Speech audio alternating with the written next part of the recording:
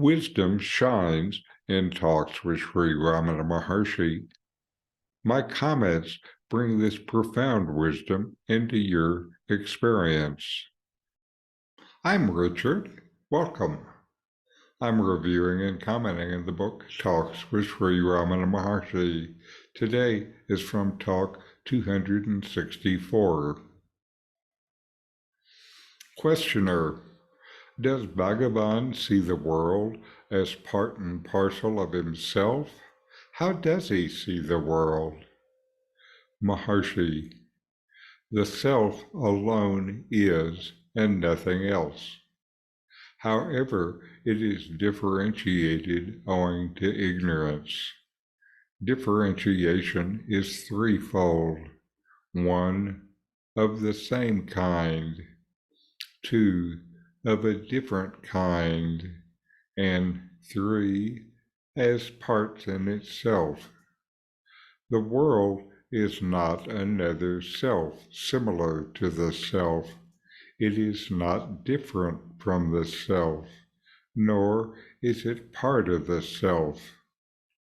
Questioner: is not the world reflected on the self?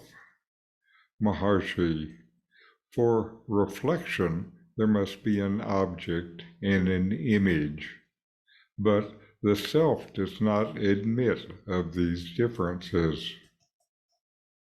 Questioner: does not then Bhagavan see the world? Maharshi: whom do you mean by Bhagavan? Questioner: a jiva advanced more than I. Maharshi: if you understood your jiva, the other jiva is also understood. Questioner: I do not want to discuss, I want to learn. Please instruct me. Maharshi: because you desire to learn, discussion is unavoidable. Leave all this aside. Consider your sleep. Are you then aware of bondage, or do you seek a means for release? Are you then aware of the body itself? The sense of bondage is associated with the body. Otherwise, there is no bondage, no material to bind with, and no one to be bound. These appear, however, in your wakeful state. Consider to whom they appear. Questioner: to the mind. Maharshi: watch the mind. You must stand aloof from it. You are not the mind, and the self will remain ever. The dialogue begins as the questioner asks whether Bhagavan sees the world as part of himself. Maharshi responds by emphasizing that the ultimate reality is that the self alone exists, and everything else, seen as different from the self, is a result of ignorance. Ramana then explains that the differentiation of the world is of three kinds. First is differentiation of the same kind. One aspect of differentiation is when things in the world are perceived as being of the same kind, like a cat and another cat. This implies a level of similarity or commonality between entities.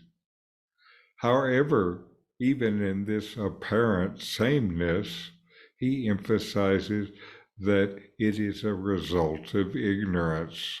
In the ultimate reality, there is no inherent sameness or differentiation. Next is differentiation of a different kind. This is when things are perceived as being of a different kind. A cat and a motorcycle. This points to the diversity and multiplicity observed in the world. Maharshi says that despite appearances, this differentiation is also a product of ignorance.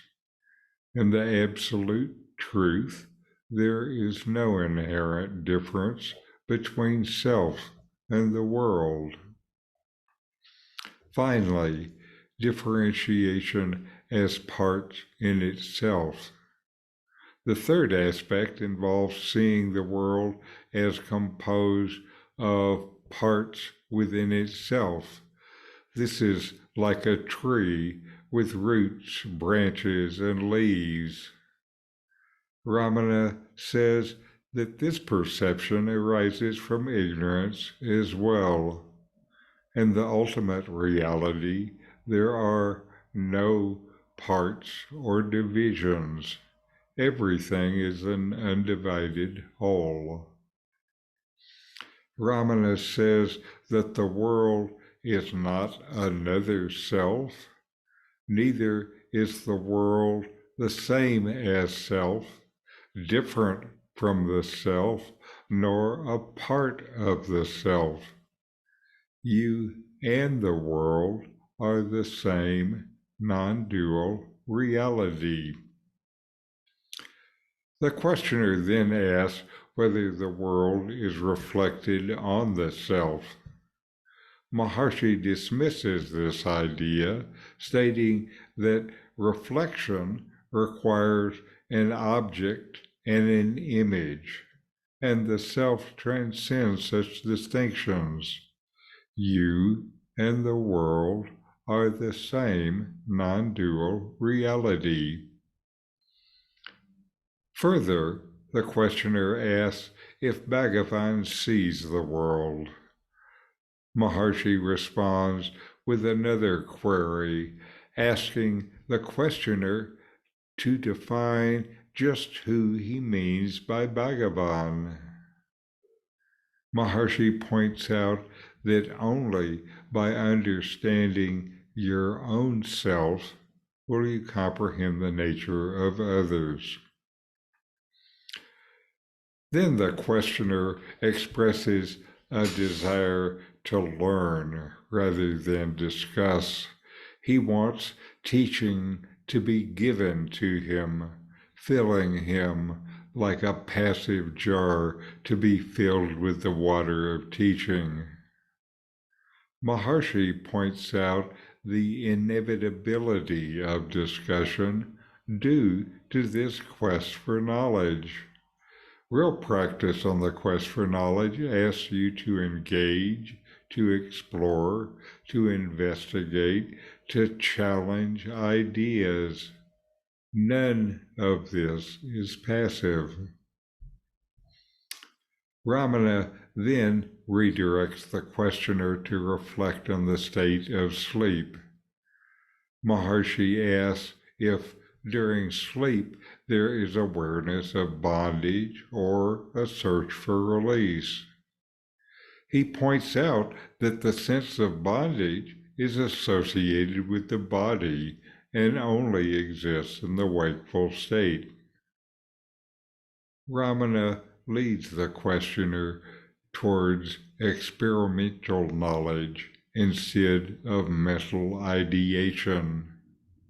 I think this is the most important lesson of this dialogue. Maharshi advises the questioner to observe the mind, to stand aloof from it, emphasizing that he is not the mind. Through this investigation, you come to see that the self is always there, even while everything else changes. Another experiential lesson. This dialogue underscores the Advaitic perspective that the ultimate reality is the undifferentiated self, and perception of the world as separate stems from ignorance. It encourages self-inquiry, emphasizing the importance of experiential knowledge of your own nature to grasp the true nature of yourself, the world, and of others.